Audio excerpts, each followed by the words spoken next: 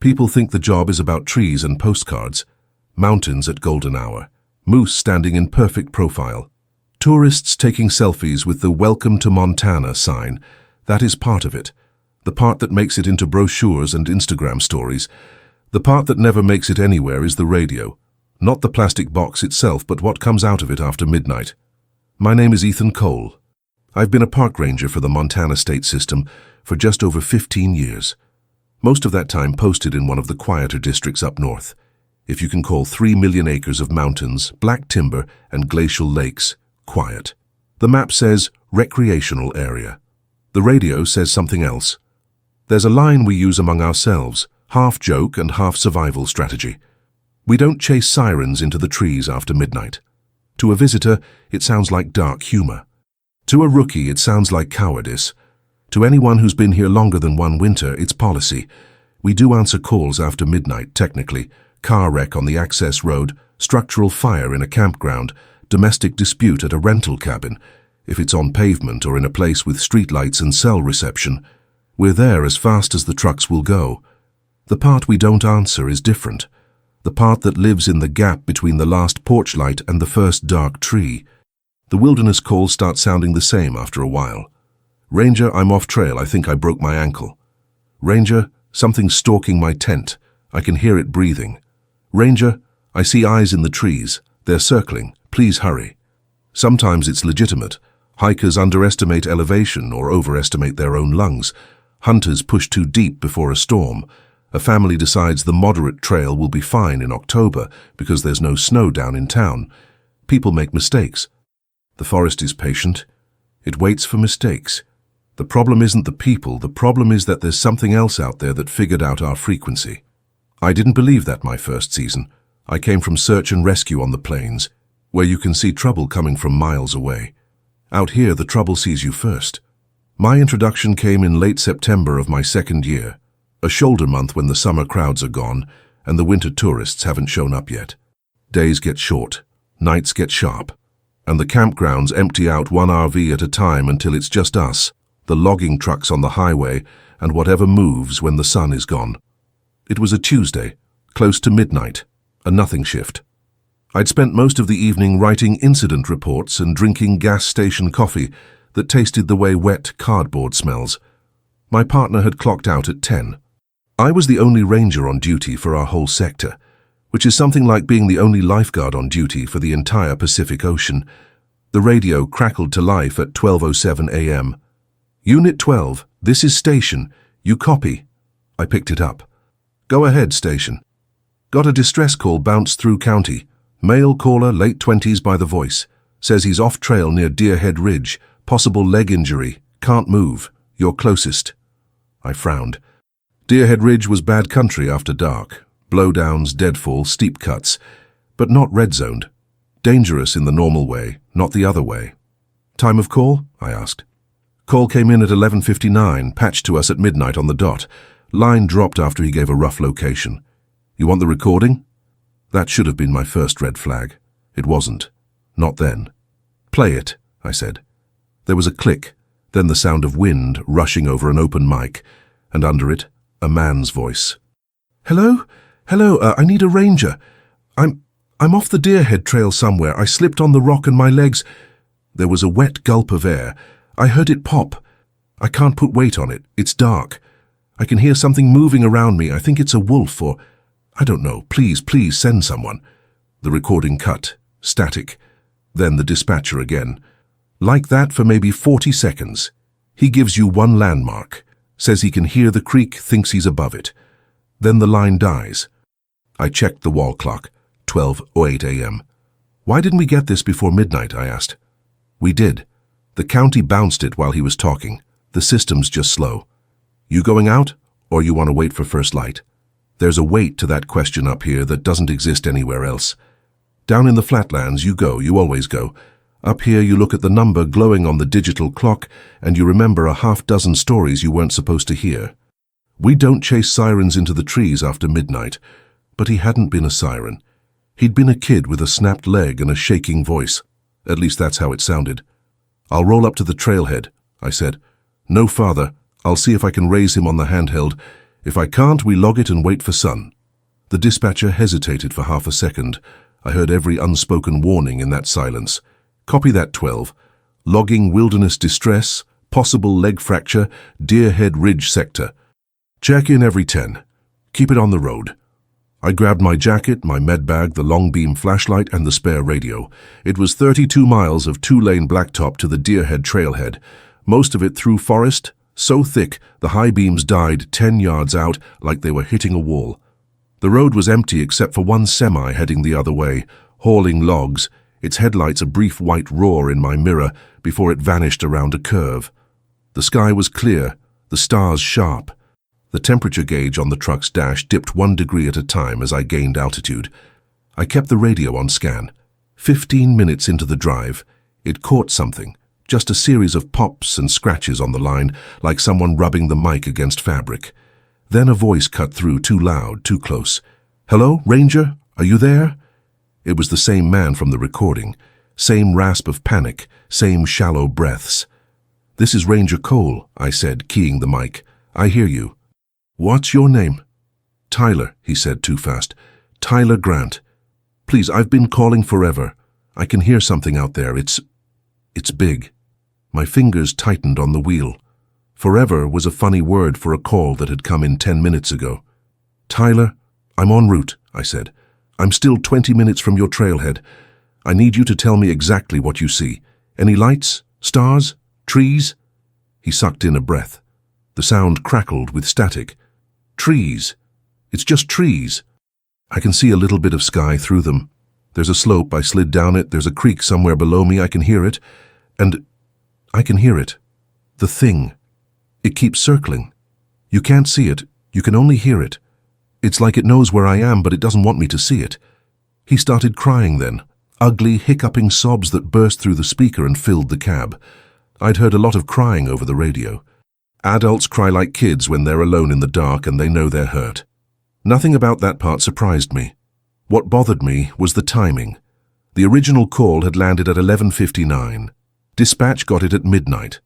I was listening to a man cry like he'd been alone out there for hours. "Tyler," I said, working to keep my voice level, "how long ago did you fall?" There was a pause. When he answered, his voice had a strange flatness to it, like he was reciting information instead of remembering it. "I don't know. A while. It hurts. Please, just get here." "How many hours? Give me your best guess." "Long enough," he snapped suddenly, a flash of irritation burning through the fear. "Long enough to know you're not coming if you don't leave now." I didn't like that. Fear, yes. Anger sometimes.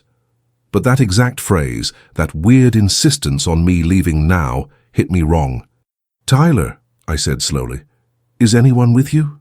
"Did you come out here alone?" Static hissed.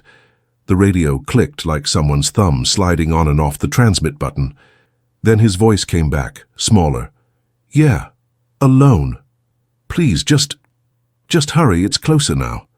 In the windshield, the sign for the Deer Head trailhead flashed by. White letters on brown, bouncing in the headlights. I turned into the gravel lot, tires crunching, the truck's suspension creaking as I rolled to a stop. The lot was empty. No cars, no vans, no out-of-state plates with faded national park stickers. Just fresh gravel, a closed pit toilet, and the dark mouth of the trail tunneling into the trees. "Station, this is 12, I said. "I'm at Deer Head. No vehicles present. Repeat, no vehicles." "Copy, 12. Caller could have been dropped off. You have his name, right? Tyler Grant?" "Affirmative. You got him in the system?" Keyboard clatter in the background. A beat. "Negative for permits today," the dispatcher said. "No Grant, no Tyler, no combination. That doesn't mean he's not up there. Could have gone in from a different access point." "Yeah," I said, staring at the empty lot. "Could have." I killed the engine and stepped out. The cold hit like a wall. The stars were gone behind a thin smear of cloud that hadn't been there 10 minutes ago. The forest was a larger, darker shape just beyond the spill of my headlights, branches knitting together overhead. The moment I turned off the truck's lights, the night swallowed everything. I clipped the handheld radio to my vest, shouldered the med bag, and walked to the timber line, stopping just shy of the first tree. The trail itself was a silver-gray ghost in the beam of my flashlight. a narrow cut in the underbrush leading up and away along the ridge. I thumbed the radio. "Tyler, this is Ranger Cole. I'm at the Deerhead trailhead. Can you hear my voice? Can you see my light?" For a second, the only sound was the distant murmur of the creek far below and the high, almost metallic whisper of wind through pine needles. Then, "Yes, I can hear you. Oh, thank God I can see your light. You're below me. I'm upslope, maybe half a mile. Half a mile off trail in dense timber, with a leg injury in absolute darkness. I could pull the plug right there. Log the coordinates, mark the time, request a dawn team with dogs and a litter, and go home." My training said one thing. The empty lot and the clock glowing 12:32 a.m. said another. "Can you describe anything you see near you?" I asked. "Big rock, blowdown, anything distinctive?" Silence. When he finally answered, his voice had moved, just slightly. Not distance, angle, as if he'd turned his head without moving his body, the way people do when they're talking to someone on their other side. "There's a stump," he said. "Big old stump, and I can see it. I can see a post, a marker, I think. It has numbers on it, but they're scratched out." He shouldn't have been able to see a post. We hadn't had numbered markers on that branch of the trail in years. They'd rotted out and been pulled a decade ago, long before my time. I'd seen the old reference photos in a dusty binder once. The stumps had been smaller then. Trees take time to die and fall. "Tyler," I said slowly now, like I was picking my way across ice, "how many trail markers can you see? Give me the number printed on the closest one." His breathing changed, not faster, not slower, just wrong. The cadence off by a half beat, like he had to think about how to inhale. "There's—" He trailed off. A wet sound came over the line, like lips stretching into a smile too wide. "There's no number," he said at last. "They scratched it off. You did that, right? So you wouldn't have to log it." Something primal in me recoiled. Every hair on my arm stood up under the jacket. The night itself seemed to lean closer. "I didn't scratch anything off, Tyler," I said. "I've never been up there with you. Tell me how you know my shift logs." Static answered. For a second I thought I'd lost the signal. Then I realized I was just listening to him breathe. "You're Ethan," he said eventually. "Not Ranger, not Sir." My name, first and familiar, like we'd met for beers yesterday. "You're Ethan," he repeated, and there was a dry amusement in his tone now, a crackling edge like dead leaves underfoot. "You always stay late. You write things down that no one reads. You come up here alone when you shouldn't." The med bag slid a little in my hand. I had to consciously shift my grip or drop it. "How do you know my name?" I asked. He laughed then, or tried to. What came out of the speaker sounded like the start of a cough that got caught halfway, something forced through a throat that didn't quite remember how to make the shape of humor. "You answered," he said. "That's how. They always tell you not to after midnight. They told the others too. You think you're the first one who wanted to be a hero?" I took one step back without meaning to. Gravel crunched under my boot. Just behind me, the truck sat with its doors unlocked, dome light off, a metal shell with a key in the ignition, and a full tank of gas. I could feel the line between the open lot and the tree line like a physical thing under my toes. "You're not Tyler," I said. The sound it made then didn't belong in a human throat. It wasn't a word, but there was intent in it, a low, rumbling satisfaction that made my stomach clench. Something moved in the trees to my left, just a shadow among shadows, but heavier, broader, too tall. Pinned in the beam of my flashlight, the first row of trunks stood motionless. Beyond them, darkness pooled. "Come on," the voice on the radio said softly. The panic was gone now. The edges of speech were smoother, more deliberate, like whoever was talking had finally found the right settings. "You're already here. You already broke the rule. Just a little farther, half a mile. You can't leave someone out here alone." Branches creaked deeper in the forest, slow and deliberate, like weight shifting from one set of limbs to another. "There's a skill you pick up in this job, a kind of mental overlay that lets you match sounds to likely causes. That crack was a snow load slipping. That thump was a rock rolling. That snarl was a wolverine, too close for comfort. What moved out there that night didn't match anything. It was too heavy to be a deer, too quiet to be a moose, too unhurried to be a bear. It paced, Left, then right, always just one layer deeper than my beam could reach, as if it knew exactly where the light stopped. "Look at the trail," the voice said. "You can see my blood. Follow it. You're good at tracking, better than most of them. That's why they kept you, even after you started writing the wrong things down." Red hit my throat, hot and bitter. "I'm turning around now," I said. "We'll send a team at dawn. If you're real and you're hurt, you'll still be there. If you're not—" I let the sentence die. Silence on the channel. Silence in the trees. Then, right at the edge of the flashlight's reach, something stepped forward. I didn't see all of it. Just the legs from mid-thigh down breaking the clean vertical lines of the trunks.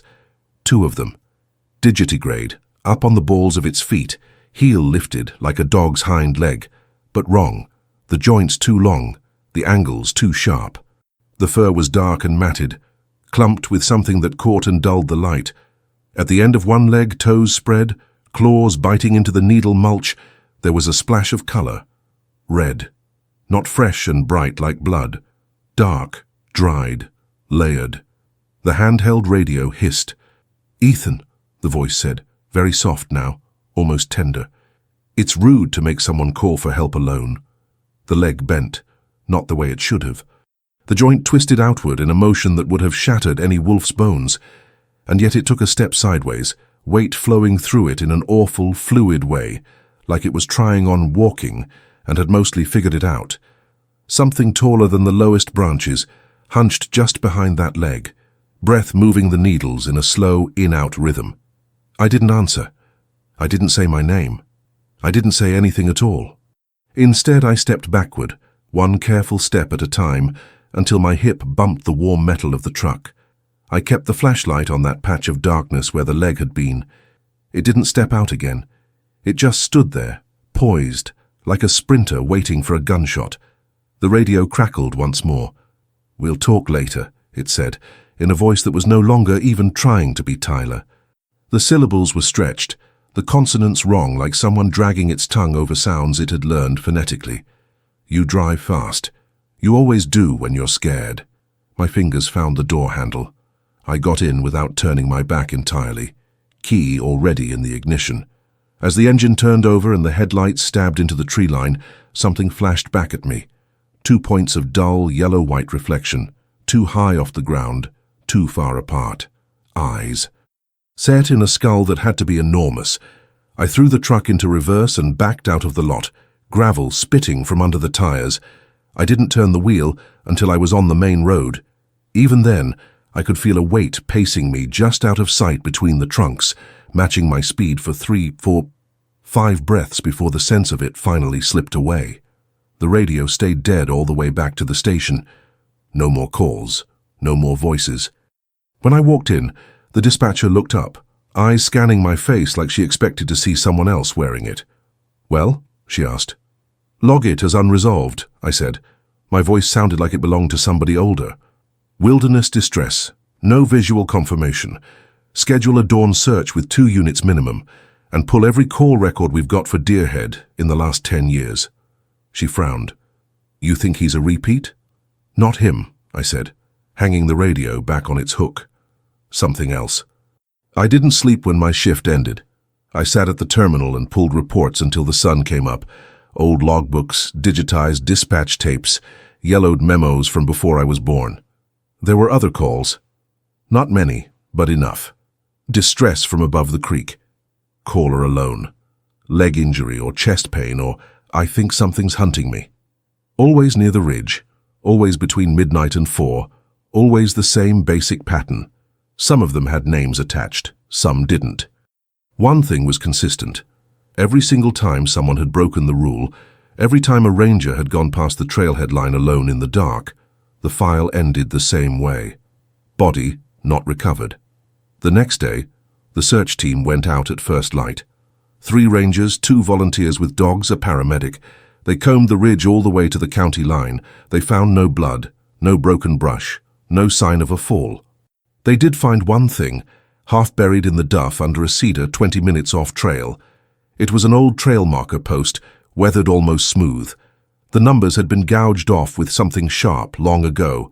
The wood around the scars was gray, Moss had started to reclaim the grooves.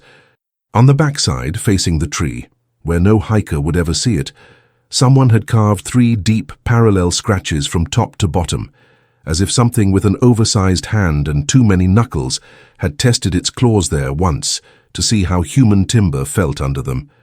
We logged it, we photographed it. We wrote a report no one outside the district would ever read. And that night, when the sky went black and the temperature dropped and the radio hissed on my desk just after midnight, I didn't answer it. That was the first time I met the thing that learned to walk on 2 legs. It wasn't the last. People ask, when they find out what I do, whether I'm more afraid of grizzlies or mountain lions. They expect a story about claws in the dark, about being stalked on a trail and not realizing it until you see the tracks behind your own. They want the kind of fear they recognize from documentaries and nature shows. Predators you can put on a poster don't scare me, not the way the radio does. After that first night on Deerhead Ridge, I started keeping my own notebook, not the official incident reports, the ones that get filed and forgotten, but a separate unmarked log. Dates, times, locations, weather conditions, phrases that stuck out on recorded calls, anything that felt wrong in a way I couldn't articulate. Patterns don't show up in single events. They only appear when you put years side by side.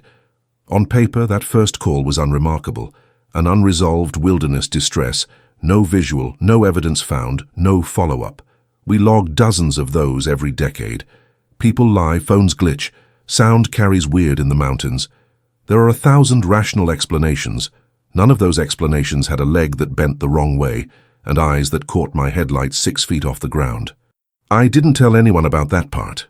Not then. Not because I was afraid of being called crazy, I've been called worse, but because I didn't want to hand it a story it could listen in on. Call that superstition. Out here, superstition is just another word for risk management. 2 years went by without another Deerhead incident. Other things happened, of course. We pulled a drunk fisherman out of a river in April, found an abandoned camp with a still warm fire in June.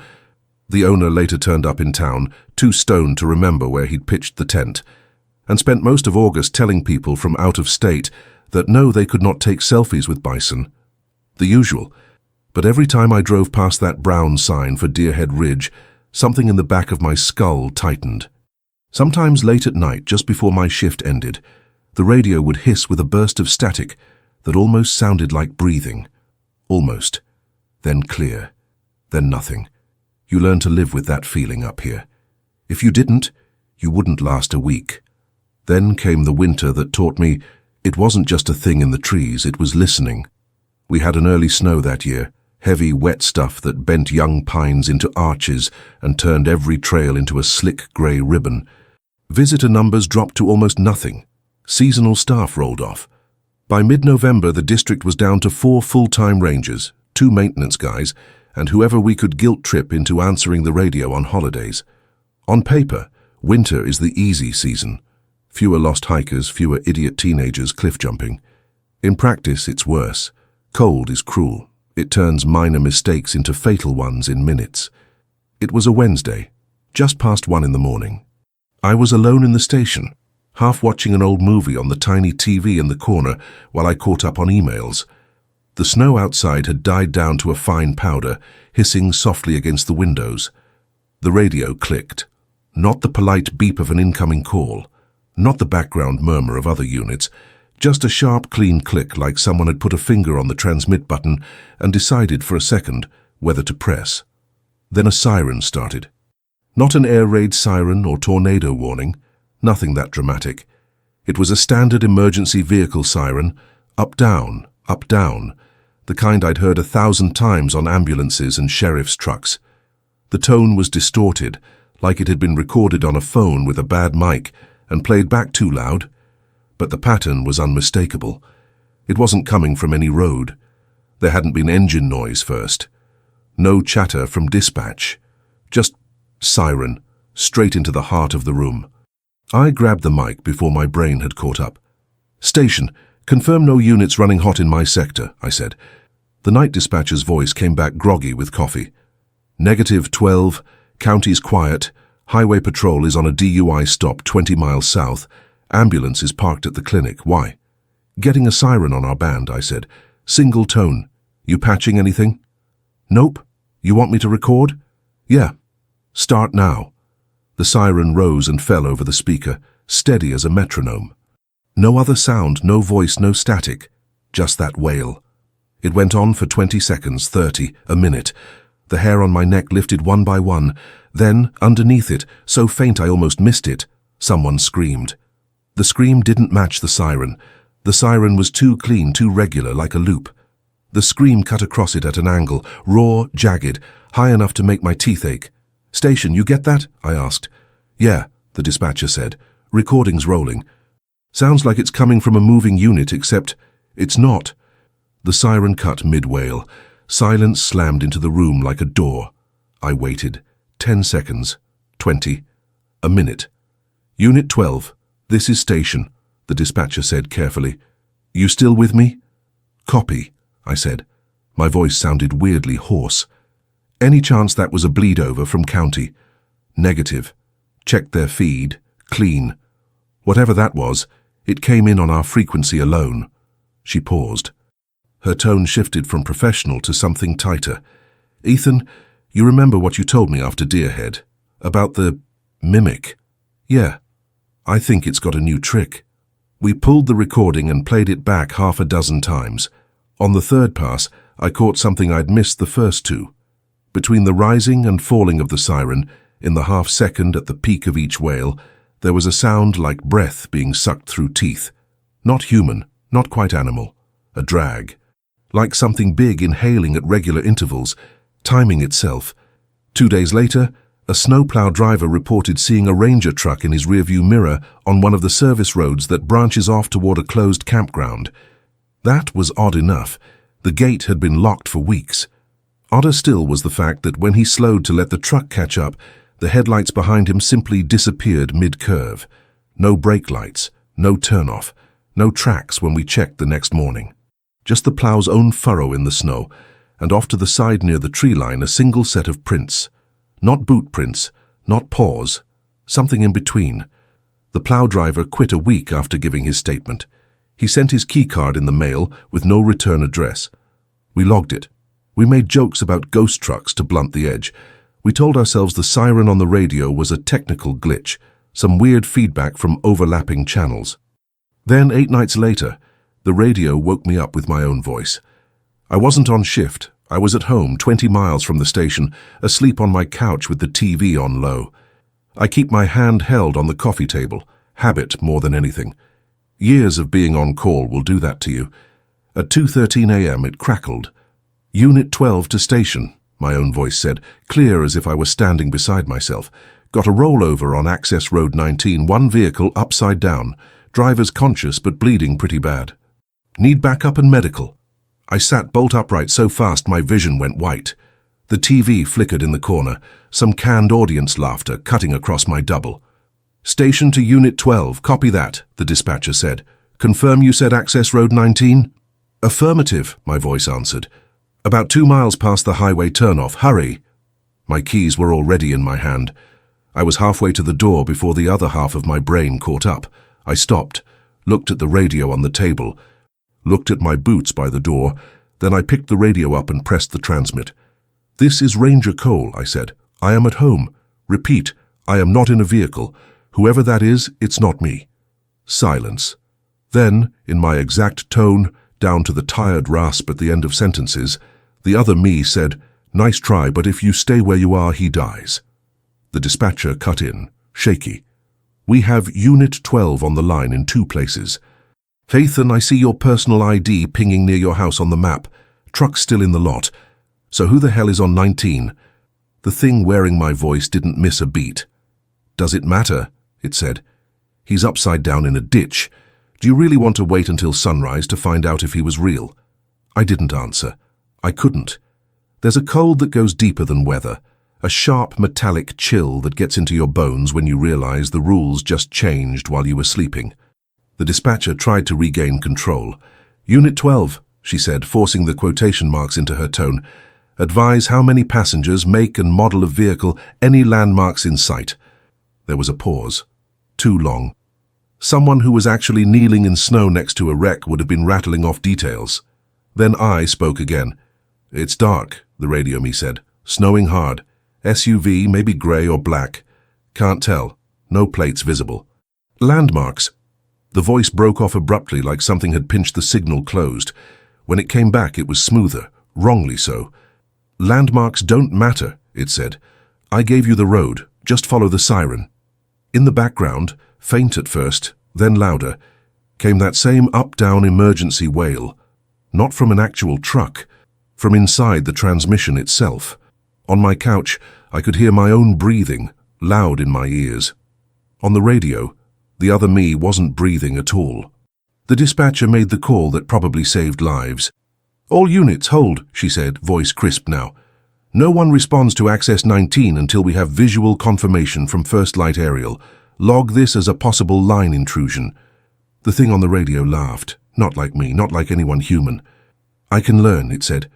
The syllables barely fit around the concept, like a wolf trying to form a word with teeth. "I learned your codes, your roads, your voices." There was a grinding noise like metal on stone. Then the siren cut mid-howl and the channel went dead. At sunrise we sent a plow and a ranger truck up Access Road 19. There was no wreck, no skid marks, no broken guardrail, no disturbed snow in the ditches. Half a mile up from the turnoff, though, just past where the tree cover thickens and the road loses sky, they found something else. On the right shoulder, facing the trees, someone had set up an orange traffic cone. It was half buried in fresh snow, no tracks leading to or from it. Balanced on top of it, tied there with a torn strip of high-visibility tape, was an old police cruiser siren, the kind that mounts on a roof. The casing was cracked, the wiring was gone. Someone had set it there like bait. The maintenance guy who found it refused to touch it. He backed his truck up until he could grab it with the snowplow's bucket and tip the cone and siren both into the back without putting hands on either. When they brought it to the station, I couldn't stop staring at the tape. It was ragged at the edges, as if teeth had cut it instead of scissors. From then on, the sirens started appearing more often. Not physical ones. Those we might have explained away as pranks. No, these came over the radio, short bursts of emergency tone that would cut across whatever we were doing. Sometimes a few seconds, sometimes a full minute, always followed by a voice that sounded almost right. A rookie ranger named Sam almost went out one night when he heard what he thought was his brother's voice screaming his name over the channel. His brother lives in Ohio. We got him stopped in the parking lot. He was shaking so hard he dropped his keys twice. "Did you hear him?" Sam kept saying. "He was calling me. He said he was stuck in the snow, that his car had gone off the road, that he could see trees." "He's in Ohio," I said. I checked. I called him myself. He was asleep. Sam stared at me like he wanted to believe me and couldn't. "How did it know his name?" he asked. I didn't have an answer then, not a good one. Now, years later, I think I do. It had been listening to us for a long time. It had heard us use each other's names, heard us talk about our families on dead air at 3 in the morning. Humans fill silence with ourselves. We're bad at leaving blank space. Something out there has been taking notes. The calls escalated over the next winter. They started small, imitating generic hikers, lone hunters, the usual. But there was always a seam, a place where the stitching didn't quite match. Sometimes it was timing. Someone alone for hours, calling within minutes of a storm rolling in. Someone giving impossible landmarks. Sometimes it was tone, a panicked voice slipping into something calm and curious between pleas for help. Once, and only once, it spoke without a disguise. It was late January, whiteout conditions, the kind of night where sound behaves strangely. The world had narrowed to what the station lights could touch. Even the highway seemed muffled.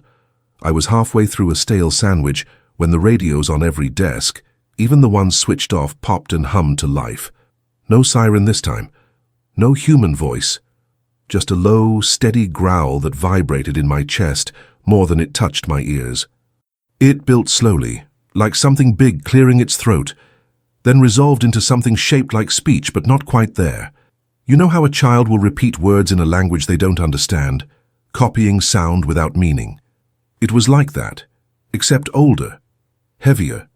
"Stay," it said at last. Not over my name, not over anyone's, just that single command, drawn out until the vowels broke apart. The room felt smaller for a moment. The walls didn't move, but they felt closer. The channel crackled.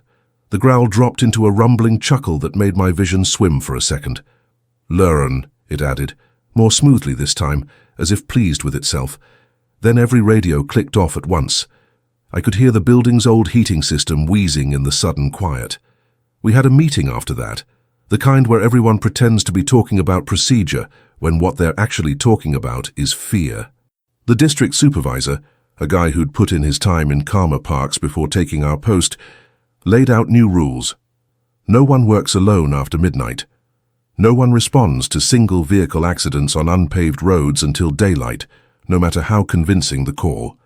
Any distress involving familiar voices is treated as a hostile intrusion, not a priority rescue. He didn't write hostile intrusion on any official documents. Those were words he only used in the room with the door closed. "This thing, whatever it is, wants us moving at night," he said, hands flat on the table. "It wants us separated, running hot, forgetting the basics. We do not give it what it wants." "It's focusing on us," one of the other rangers said. "Why? Why not just take hikers?" The supervisor looked at me then like he expected me to answer. Maybe because I was the one with the unofficial notebook. Maybe because I'd been stupid enough to step onto the Deerhead Trail that first night.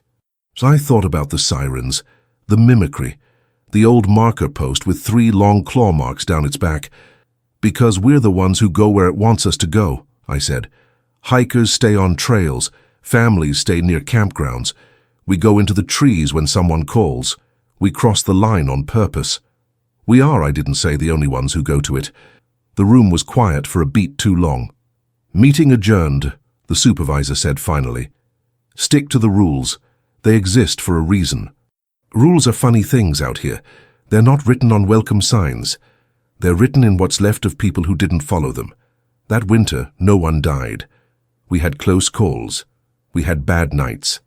But no one on staff drove into the trees chasing a siren that didn't belong to any truck. The thing in the forest doesn't like losing. The first time it got personal was in March, when the snow turned to slush and the roads became black rivers of melt and mud. I came off a swing shift one morning, tired enough that the coffee barely touched me, and found an envelope on my desk. No name on the outside, just my unit number and the date. Inside was a single photograph, old, black and white, edges curling from age. It showed a group of men in uniform standing in front of a ranger station that no longer exists, the old log cabin-style building that burned down in the 70s. 2 trucks in the background with rounded fenders. Snow piled up to the windows. On the far left of the group, standing slightly apart, was a man whose face I recognized from a hallway wall. Ranger Thomas Briggs. He'd gone missing on patrol in 1954. There's a plaque for him near our front door. On the far right, half lost in shadow, there was another figure, taller than the others, shoulders slightly hunched, head tipped just enough that the brim of the hat hid the eyes. It wasn't the figure that got me. It was the shape of the shadow it cast on the snow. Everyone else's shadow fell away from them in clean human outlines. That one's shadow didn't. It stretched back toward the trees, elongated and distorted, with something like ears lifting where the hat should have been, and a second bend in the legs that didn't match the pose. On the back of the photo, in fading pencil, someone had scrawled, "It's always watching the ones who answer." There was no note, no explanation, no indication of who had left it on my desk. I put it in my notebook and locked the notebook in my locker. That night, at 12:04 a.m., the radio broke squelch. "Ethan?" No title. No unit number. "Just my name," said in a woman's voice I hadn't heard in years. I knew it instantly. I could have picked it out of a crowd of 1,000. "Mom," I said, before my brain could slam the door shut on my mouth. The dispatcher's head snapped up. We shared a look across the room. "My mother has been dead for 6 years. The voice on the radio laughed, a soft, familiar chuckle that hit me like a fist right under the ribs. "You always pick up for me," it said, in her rhythm, her warmth. "Even when you're busy." My hand tightened on the mic hard enough that my knuckles hurt. "You're not her," I managed. "Don't use her voice." There was a considering little hum, the kind my mother used to make when deciding whether to push a point. I learned it from you, it said. You told her about the mountains, about the roads, about the storms. She worried, didn't she? You used the same words over and over until I could say them back to you. I could feel the room tilting just slightly, the way it does when blood pressure drops. Why us? I asked. Why rangers? You could take anyone. You could take tourists, hunters. Why keep coming back to the radio? The answer came so quickly, it felt like I'd asked the wrong question. Because you come when called, it said simply, and because you keep building roads. The channel hissed, the heating system rattled. Somewhere outside, a plow scraped down the highway, throwing sparks. You keep making it easier, the voice added, softer now. You cut paths, you mark them, you light them up at night. You are the only animals that do this. Why would I not use it? It didn't say I hunt. It didn't have to. I turned the volume down until the voice was a faint whisper, then sat there staring at the dark window, listening to my dead mother's cadence ask me about my day in the forest. We didn't lose anyone that night. We didn't answer, but something changed in me. Until then, I'd thought of the thing in the trees as a monster with a trick, a big predator that had stumbled onto our radio band the way a bear stumbles into a dumpster and figures out how to pop the lid. Dangerous, yes. Cunning. But still an animal at the core. That conversation killed the last of that illusion. Animals don't talk about infrastructure. Animals don't think in terms of systems. Whatever is up there learned to walk on two legs. It learned to use our tools. And now, slowly, patiently, it's learning us. You can't put that in a brochure. You can't teach it at the academy. What you can do is follow the rules. The ones we write down and the ones we don't. Rule 1. We don't chase sirens into the trees after midnight. Rule 2. If the voice on the radio sounds like someone you love, you hang up. Rule 3 came later, carved into the back of my mind, the night we found out the dog that stands upright isn't alone up there. That one you need to hear in context, because the night we discovered it wasn't the only thing hunting us was the same night it finally stepped all the way into the light. And once you've seen the shape of what's pacing you just beyond the beams, the sound of a siren in the dark never lands the same way again. The year everything broke started like any other. Too much snow where the tourist could see it, not enough where the reservoirs needed it, and a stack of maintenance requests taller than the coffee maker. By late October, the aspen leaves had blown off in one hard storm, leaving the slopes a patchwork of bare grey and dark pine. The campground loops had mostly emptied.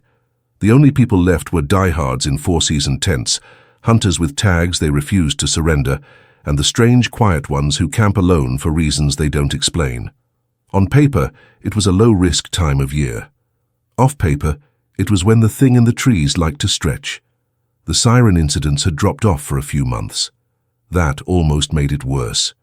You don't relax, not really, but your muscles get used to a different kind of tension. When nothing calls your name at 3 a.m. for long enough, you start to think maybe it moved on. Maybe it got bored. Maybe it found easier prey somewhere else. Predators don't move on from easy prey. They wait until you forget how close their teeth came last time. The first sign that this winter would be different came as a weather alert, not a voice. Major front moving in from the northwest, the forecast said. Snow accumulations 18-24 inches in higher elevations, high winds, whiteout conditions possible, travel not advised. We'd heard worse. We marked a few roads for closure, checked the generators, and made the usual jokes about being snowed in with the world's worst break-room coffee. Around noon, word came down that a church youth group from out of state had decided to squeeze in one last retreat weekend before the storm hit. 15 teenagers, 2 adults, 3 vans heading for a rented lodge on the far side of our district, near the end of an access road we usually shut by mid-November. By the time anyone with authority found out, they were already halfway up the mountain. Let them get in and hole up, the district supervisor said, more to the room than to me. We'll post extra signage. Make sure they don't try to drive out in the middle of it. Lodge has a landline? Yeah, I said, and a backup generator. I checked the file. They'll be fine as long as they stay put. That became the unofficial mantra of the day. They'll be fine as long as they stay put. Storms don't care about mantras. Neither do other things. The snow started just after sunset, a soft, almost gentle drift that laid a thin sheet of white over the lot and turned the highway into a grey smear. The sky had that low, lid-on-a-pot look that means it's not going anywhere for a while. By 9, visibility was down to half a mile. By 10, it was down to a few hundred yards. We switched to storm protocol, one ranger awake in the radio room at all times, cots set up in the back offices for the rest of us. The supervisor took the first watch. I took second. At 11:42 p.m., just as I was pulling my boots back on, the landline rang. The supervisor picked up. Ranger station. Static washed down the line, the kind you get when snow clogs up old wires. Under it, a woman's voice spoke too fast.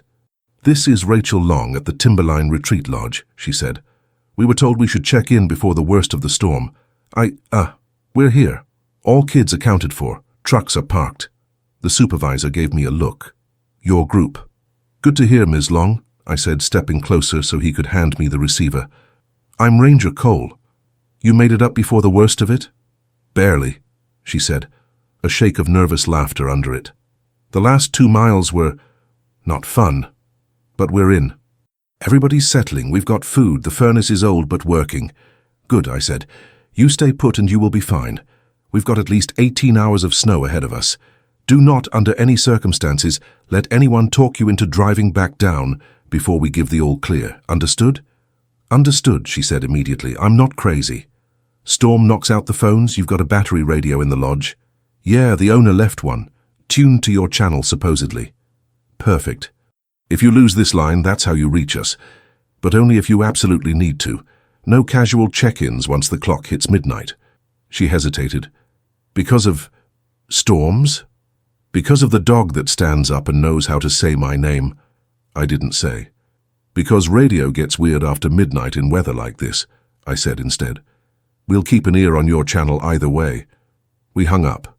The line went dead. The storm stepped closer. By the time the supervisor headed to a cot and left me with the radios, midnight was less than 10 minutes away.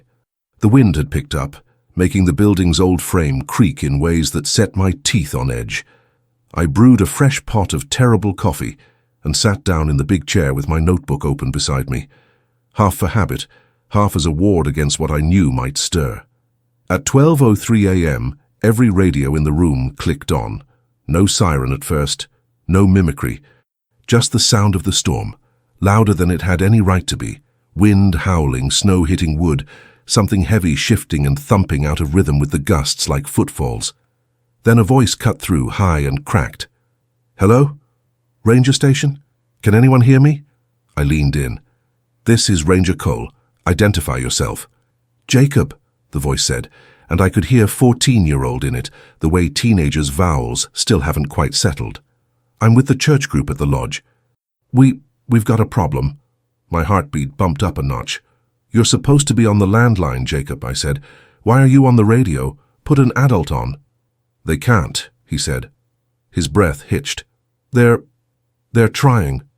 The doors won't open. Something's outside. It keeps..." The transmission cut with a shriek of static so loud, I almost dropped the mic. The landline rang. I grabbed it. "Timberline Retreat Lodge," Rachel's voice said. Too steady, too controlled. "Ranger, this is Rachel." "Sorry about that.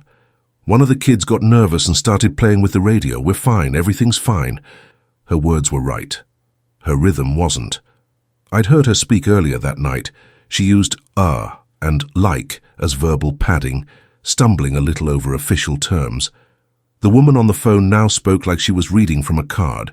Clean, efficient, overwritten. My hand tightened on the receiver. "What's the weather like up there?" I asked casually. Silence. Then, "Snowy." "Any wind?" "Yes," she said, "some wind." "Direction?" Another pause. "Down," she said. I closed my eyes briefly, felt the shape of the building around me, the old grain in the desk under my hand. "That's not how wind works, Rachel," I said quietly. The line stayed open long enough for me to hear something take a long, slow breath. Then the dial tone returned. The radio crackled. "Ranger?" Jacob again, voice thin with strained whispering. "It won't let her talk right. It's in the chimney. I can hear it. The doors won't open. It nailed them or something from the outside. Mr. Harlan tried the back one and it just... His voice broke on a sob. It just laughed at him. The coffee in my stomach turned to ice. "Okay, Jacob," I said. "Listen carefully. Are you all in the main room together?" "Yeah," he said. "Fireplace, tables, kitchen off to the side. The windows are..." He swallowed hard. "It keeps walking past them. We can't see it, but we can hear it. It has claws." "How many doors?" "Front, back, one off the kitchen to the deck, all stuck. Mr. Harlan tried to call you from the house phone, but it keeps making Rachel's voice say things she's not saying. On the line. So it had the phones too." "Of course it did. Copper lines are just another kind of trail." I flipped open a map. Timberline Lodge sat at the very end of a spur road that hairpinned up along a ravine, tree line hugging it tight. In this weather, it would be a minimum of an hour with plows clearing the way. Longer if drifts had already formed. The rules said you don't roll into the trees after midnight. The rules said you wait for daylight. The rules didn't say what to do when 15 kids and 2 adults were trapped in a building with the thing that liked to call my name. "Jacob," I said, my mouth dry. "Do not open the doors, no matter what you hear. Stay away from the windows. Stay in the center of the room. You see anything that looks like me, you do not go near it unless it's bright daylight outside. Got it?" "I thought you were coming to help," he whispered. "I am," I said, and I knew, as I said it, that I was doing exactly what it wanted. The supervisor stumbled into the room, eyes bleary. "What is it?" I gave him the gist in 10 seconds. "You can't drive up there in this," he said, even as he reached for his coat. "That road's a nightmare in June. Han, a whiteout. There are 17 people in a wooden box with the thing that's been practicing how to talk like us for years," I snapped. "If we wait for daylight, we're bringing body bags." He stared at me, jaw tight. "Buddy system," he said finally. "We go together. Plow in front. No stopping on the grade, no matter what we hear. Radios on. Windows up." He looked older in that moment than he ever had, the weight of too many bad choices carved into the lines around his mouth. "I told myself I'd never break the rules," he muttered, mostly to himself. "But I also told myself I'd never leave kids in trouble if there was even a chance." We woke 2 more rangers. No one argued. The storm had that electric, brittle quality that tells you something more than air pressure is wrong. We hit the road in a convoy, the district plow in front, throwing waves of snow left and right, the supervisor's truck next, mine behind him, another ranger bringing up the rear. Headlights cut short tunnels in the white. Beyond them there was nothing. The radios stayed mostly quiet except for check-ins every few minutes. Wind buffeted the trucks. Snow whipped sideways. The plow crawled, chains clanking, blade hissing along buried asphalt. At the 10-mile mark, the first siren started. It came over the radios, not from any physical vehicle. Up, down, weaving in and out of our own chatter, louder than the voices. "Kill volume to minimum," the supervisor ordered. "We only react to plain speech. Copy?" "Copy," the rest of us said, almost in unison. The siren howled a little longer, then glitched, jumping, looping, stuttering. It was like listening to someone testing a soundboard, trying different patterns. Then a kid started screaming, "Help, help us, it's in the kitchen, it took..." The name dissolved in static. "It's coming through the walls." I pressed my teeth together so hard my jaw ached. "Jacob," I said, keeping my voice level, "is that you? Confirm something we said earlier." The screaming cut like a knife. When the voice came back, it was calmer. Too calm. "You told us to stay away from the windows," Jacob said. "You told us not to open the doors. That's good advice, Ranger." The syllables stretched ever so slightly wrong on my title, like an animal tongue not quite used to the consonants. "Did it teach you that?" I asked. A pause. In the white chaos beyond the windshield, shadows shifted that were probably just trees. "It listens," the voice said at last. "It listened to you, so I listened too. We all do, up here. We heard you, long before you heard us." We rounded a curve. For a moment the cliff edge appeared on my right, just a vague suggestion of absence where the drop was. The plow's taillights glowed dim red through the snow. "Where are the others?" I asked. "Can I talk to Rachel?" "Rachel's busy," the voice said sweetly. She's trying to decide which door is safest to open first. The supervisor broke in. "You don't open any doors," he said, directing it to the voice, the lodge, the storm, to me. "You stay away from exterior walls, you hear me?" "Oh, I hear you," the thing said, dropping the pretense completely now. It didn't bother with the boys' patterns anymore. It had learned ours. It could pick and choose. "You're almost here," it added. "We can hear your engines." We hadn't said how far up the road we were. We hadn't described our convoy. "Keep driving," the supervisor said through his teeth. "No stopping, no commentary. Eyes on the plow." We drove. The grade steepened. The plow ground forward at 10 miles an hour, blade pushing against drifts that rolled like surf over the hood. The trucks behind fishtailed occasionally on icy patches, chains clawing for purchase. Up ahead, somewhere above the next switchback, a yellow glow flickered and vanished. The lodge. "Half mile," the supervisor said. The radios suddenly went dead. Not just quiet, dead. The little signal icons dropped to nothing. Even the emergency scan function showed blank. Whatever we were driving into had swamped the air. Snow thickened to a wall. The world shrank to the glowing rectangle of the plow's rear lights. Then a new siren sounded, not from the speakers, from outside. Up ahead, above the noise of wind and engine, came the unmistakable yelp of an emergency vehicle siren on full bore, close and moving fast, headed straight for us down the single-lane road. "Plow, you got eyes on that?" the supervisor barked into a dead radio. "Habit." The plow driver's brake lights flared, then released. The truck kept crawling. I saw the problem at the same time the plow did. Through the white, a pair of headlights bloomed, bright and high and wrong. They were too tall for a normal truck, too close together for a semi, bearing down around the curve ahead. Siren wailing. There was nowhere to go. Ravine on one side, rock face on the other. No turnout, no ditch, single lane. The siren grew louder, drilling into the bone behind my eyes. "Do not stop," I shouted at the windshield like the plow driver could hear me through pure will. "Do not—" The plow hesitated. Its brake lights flared again, brighter and longer this time. The oncoming headlights swelled like twin suns. The siren modulated as if passing through a Doppler effect, but the quality of the sound was off, hollow, tinny, as if coming from a phone speaker played into a megaphone. Then, just as the plow surrendered that last bit of speed and began to slow, the oncoming lights winked out. The siren cut. Our convoy rolled another 50 yards into nothing before the driver could slam the blade to a full stop. "Everyone okay?" the supervisor yelled over the useless radio and the wind, leaning out his window. "Fine. Fine. Fine." My pulse hammered in my throat. I stared at the empty stretch of road ahead, fresh snow covering any sign of tires, my breath fogging the interior of the cab. It had tried to make us stop, on that grade, in this storm. If the plow had died there, if we'd lost momentum, we might never have gotten started again. We'd have been stuck, sitting ducks in a place where things paced the tree line waiting for engines to go cold. The radios flickered back to life in a burst of overlapping static. "Told you he'd break," the too familiar composite voice said, amused. "You're predictable. That's why you last so long. Predictable things are harder to break without planning."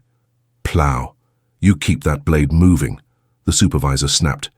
"If you feel anything under it that isn't rock or ice, you don't stop to check." "Copy." The plow driver's reply was one long string of profanity and agreement.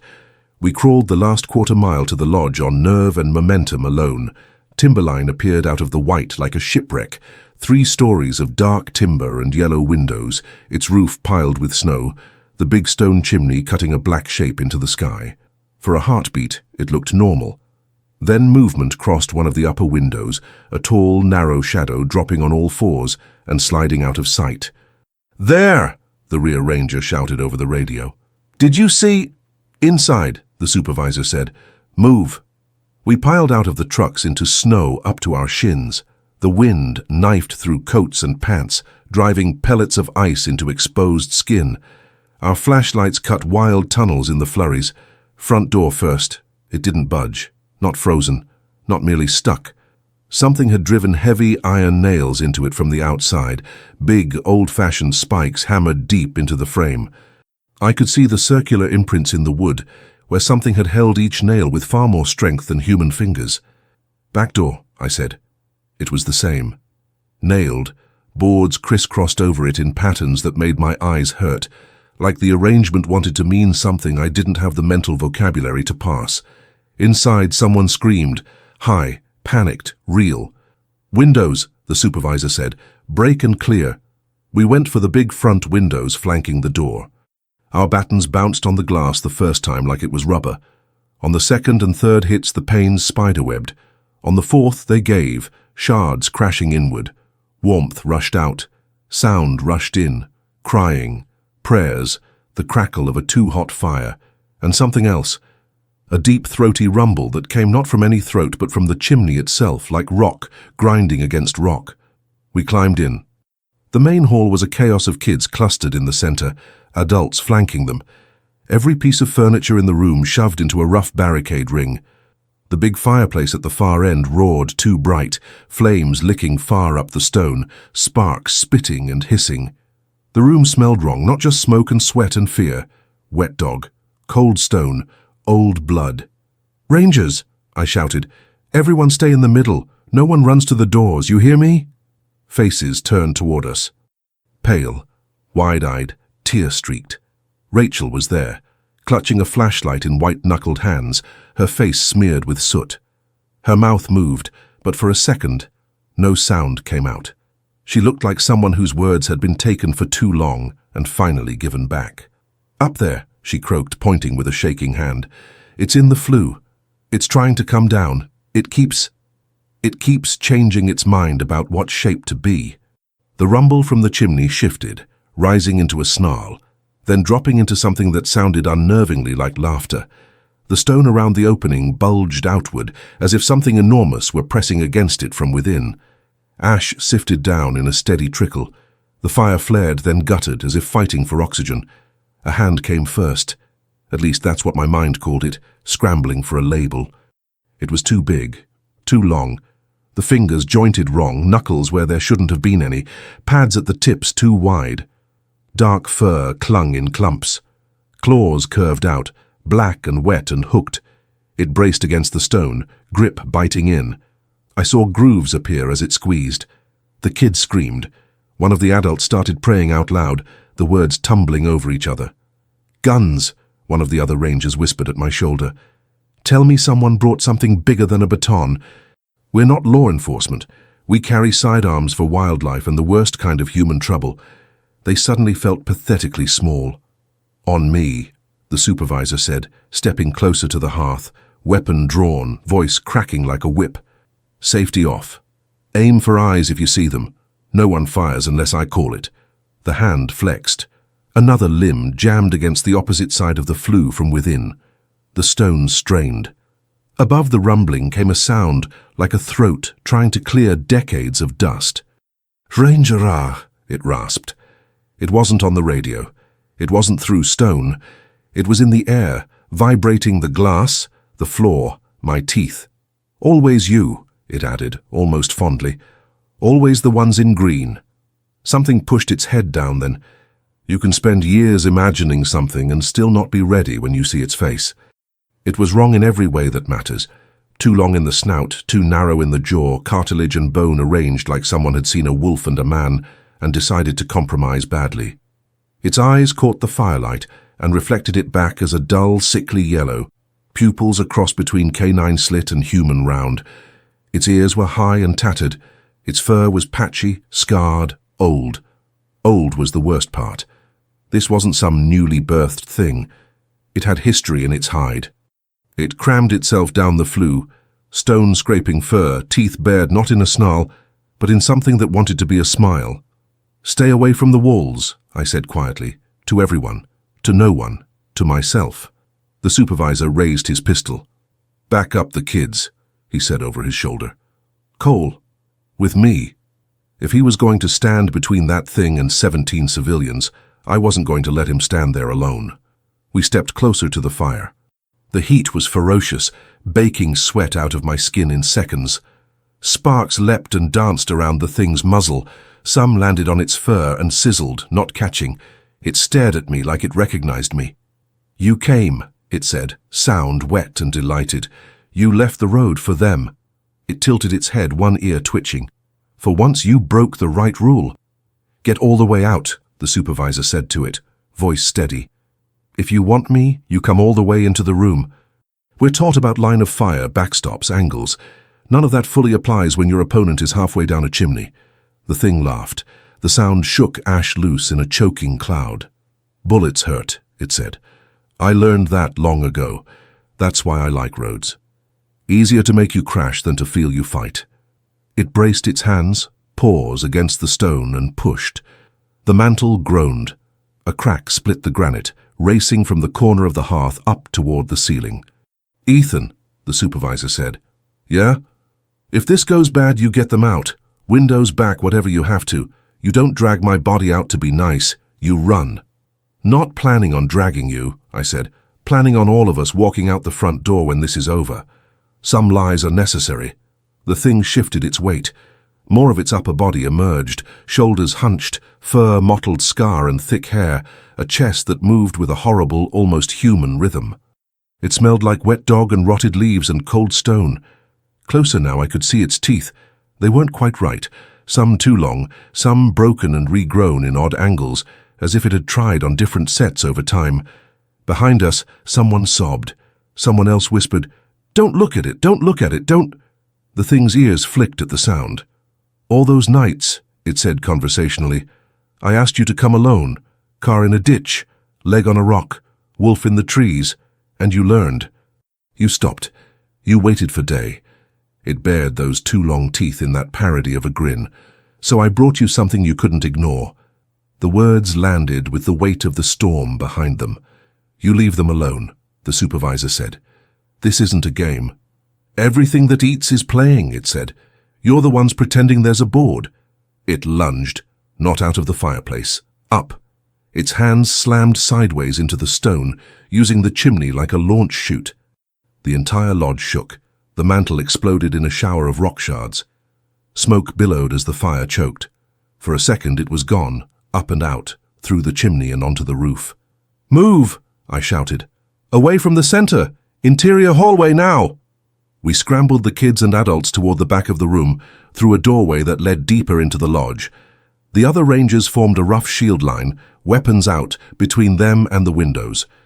Above us, heavy footsteps thumped along the roofline. Snow slid. Rafters creaked. "It's going for the doors," Rachel gasped. "It said, earlier, it said it only needed one open. Just one." The supervisor swore and pointed to the back hallway.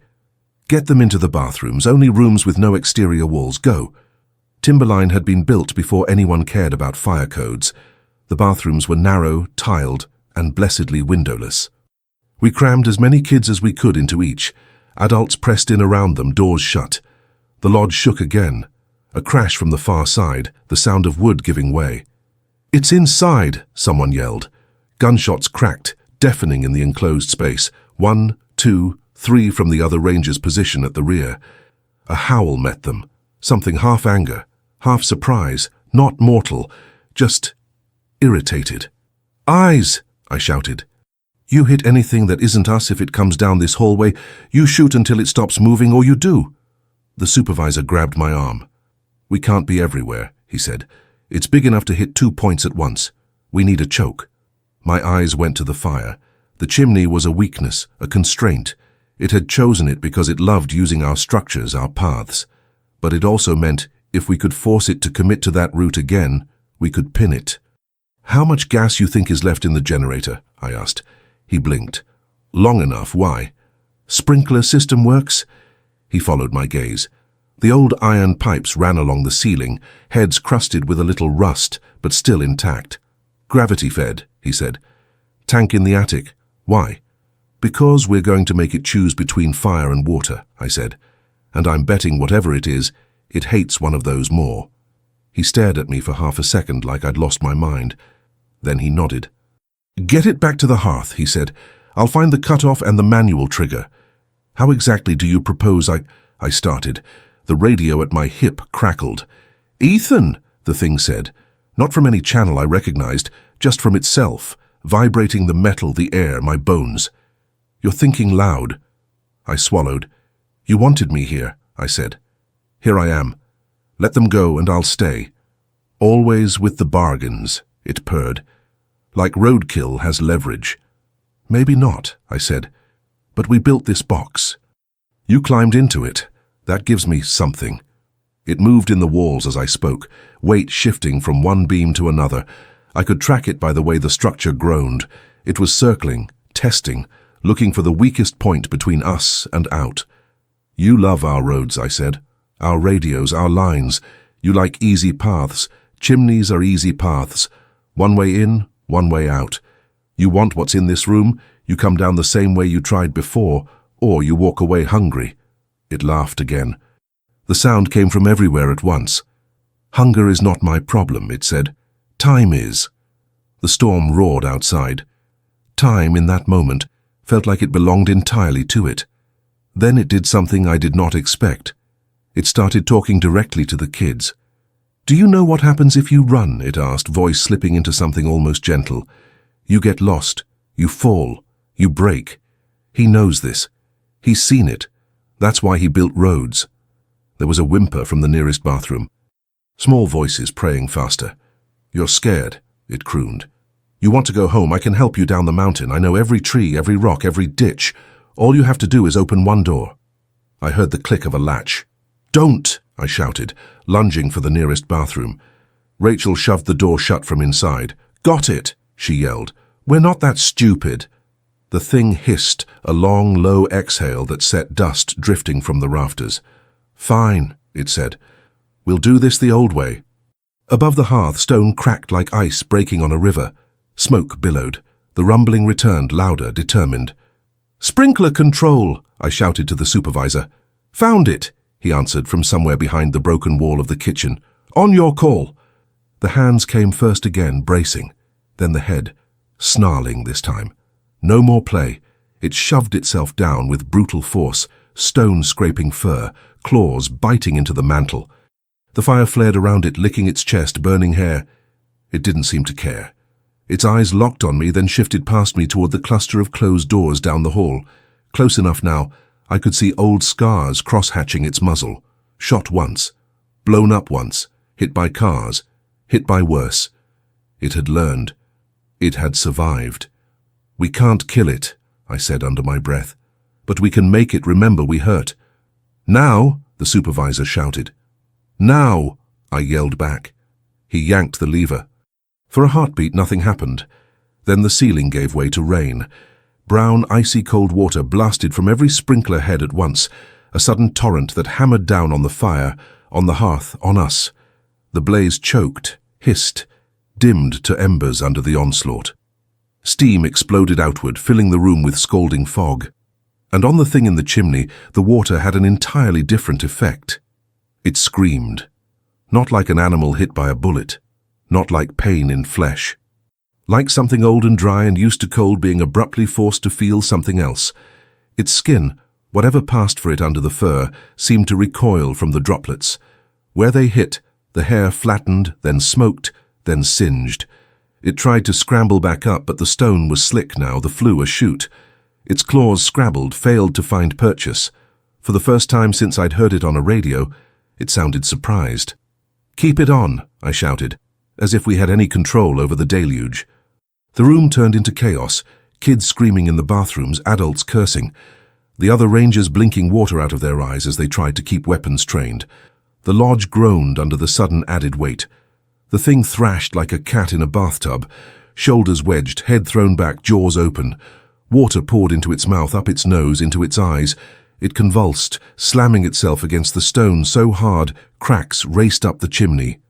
I stepped closer, squinting against steam and spray, and for the first and only time I saw something in its gaze that wasn't hunger or amusement. Hate. Pure, white-hot, personal. Not for the water. For me. "Get used to it," I said through chattering teeth. "We've got lakes for days." It choked out a sound that might have been my name, then drove itself upward with a last violent heave. Stone shattered. The chimney burst at the top like a rotten tooth. Snow and debris cascaded in.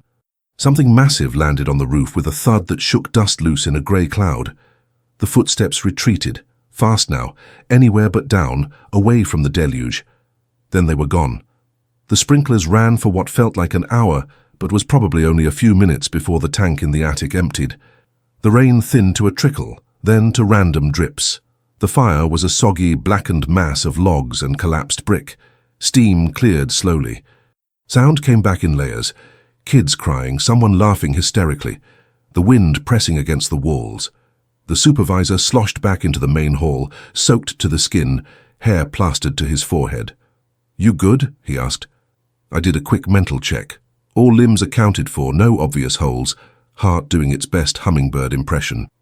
"Define good," I said. He looked at the shattered chimney. "You hurt it," he said. "You pissed it off. That's something." "At what cost?" I asked, looking around. No one was dead. Some cuts, some bruises, a lot of shock, but everyone breathing. The doors were still jammed with nails and boards. The windows we'd broken were open to the storm, but our trucks out front meant we could get everyone out once we cleared the immediate area. It could have gone differently if the sprinkler tank hadn't been full, if the pipes had frozen, if we'd arrived 10 minutes later. It wasn't a victory. It was a stalemate with a scar. We stayed until daylight, huddled in the damp, cold lodge with the wood stove in the kitchen going and the kids piled in sleeping bags. No one slept much. Every creak of the building made heads jerk up. At first light, we escorted the group down the mountain in a cautious convoy. The road was a mess, but passable. The kids were unnervingly quiet, as if their brains had collectively decided to file the night under "Do Not Process." On the way down, the radios remained silent. No sirens, no imitations. Whatever we'd done had driven it deeper into the trees to lick its wounds. Back at the station, after we handed the group off to county at the highway, the supervisor called an emergency debrief. Everyone crammed into the briefing room, steam rising from soaked uniforms. "New rule," he said, voice rough. "Sprinkler inspection goes to the top of the list for every structure in our jurisdiction. Cabins, lodges, ranger houses, outhouses if they've got so much as a garden hose attached. We keep our boxes wet." It got a weak laugh. We needed it. "Second," he continued, "we update the unofficial list." He looked at me. "You've been keeping it," he said. "You mind writing this one down?" I took out my notebook. The pages were a little warped from the lodge, but still usable. Rule 3. Water hurts it. Not kills, not stops. Hurts. Enough to make it change plans. Over the next weeks, we saw the fallout. Sirens stopped entirely for a while. No more fake rollovers, no more Unit 12 out in the dark. The radio went back to being what it was supposed to be, a coordination tool for tired humans, not a playground for whatever had been imitating us. We found new claw marks higher up on the lodge's exterior, where it had scrambled away, gouges in the roofline that made the maintenance guys swear under their breath. We replaced the chimney with a metal pipe. It looked wrong on the old stone base, but that was the point. Nothing big can fit through steel 3 inches across. For a few precious weeks, I slept like a normal person. Then, on a clear, cold night in January, my home radio woke up with a single, simple phrase. "I remember," it said. Not my mother's voice, not a kid's, not anyone's I knew. Just a deep, rasping tone pushed through a channel not meant for it. "I remember water," it added. "I remember you holding the lever." I stared at the handheld sitting on my kitchen counter, its tiny speaker glowing, snowlight from the window catching the edges. The storm outside was long gone. Stars burned cold overhead. The world was quiet. "You could have taken the kids," I said, surprising myself. "You had them boxed." Silence. Then a sound like knuckles cracking, slow. "I could have," it agreed. "But that would have been waste. You learned too fast. I needed longer. I need you. You need me?" I laughed once, dry. "For what? Target practice?" "For evolution," it said, pleased with the word. "You change so quickly. Tools, roads, codes, sirens, water." It rolled that last one around like a new flavor. "If I want to keep eating, I have to learn you. If I want to learn you, I need you alive." That landed like ice in my gut. "How many of you are there?" I asked. because some part of me still clung to the hope it was a lone aberration. The pause was long enough that I thought the batteries had died. "Enough," it said finally. "More than you want. Fewer than I like." It chuckled. "Some of us never learned your roads," it went on. "They stayed where they were. They fade. The ones that move, we survive." It dropped its voice to a conspiratorial murmur. "The dog that stands up," it said. "That's what they called the first of us long ago, the one that got curious, the one that walked out of the trees instead of just watching from them. The rest of us watched him. We watched you watch him. We copied. Dogman, Skinwalker, Wendigo. People have 1,000 names, all of them wrong and right at once." "What do you want?" I asked. It sighed, a long, slow exhale that made frost bloom on the inside of my kitchen window. "Less distance," it said simply. "Between where I am and where you are. Between trees and roads. Between—" It searched for the word. "Worlds." The way it said worlds made my skin crawl. "You're not crossing," I said. "Not on my watch." "Your watch," it echoed, amused. "You think this ends with you. You retire, you die. Another stands where you stand. I call different names." "That worked before," I said. "Before we started keeping records, before we knew what you were doing. We're writing our own rules now." "You wrote roads," it said. "You wrote radios. I used both. You write rules, I will use them too. It's all just paths." The radio crackled. Then, softer. "I have time, Ranger." It let the title sit in the air like a promise. "Do you?" it asked. The channel went dead. I stood there for a long time, the hum of the fridge suddenly loud, the house small around me. We added more rules after that. We inspected more sprinklers.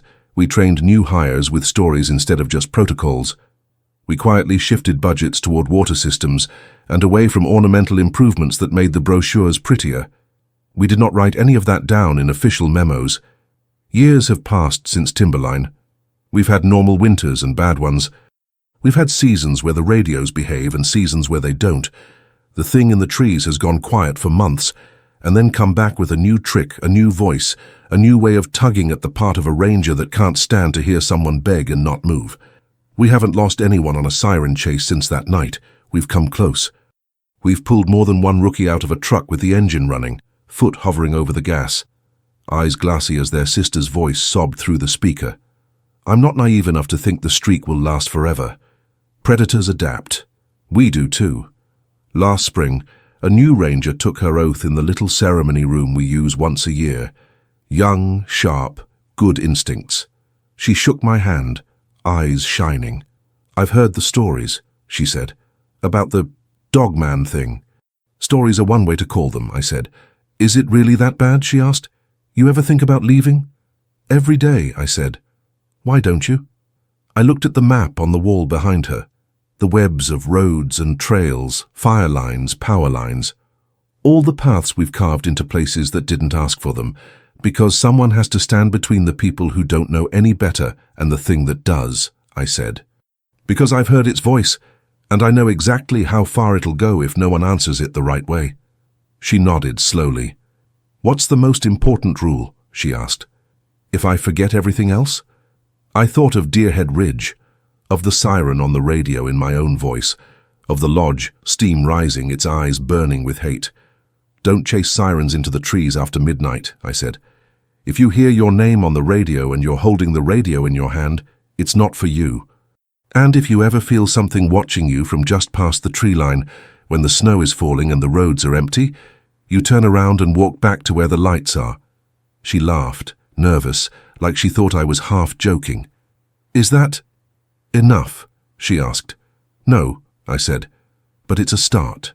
At night, when the station is quiet and the storm warnings roll in, I still hear the radios click like something on the other side of the frequency is stretching, flexing, waiting.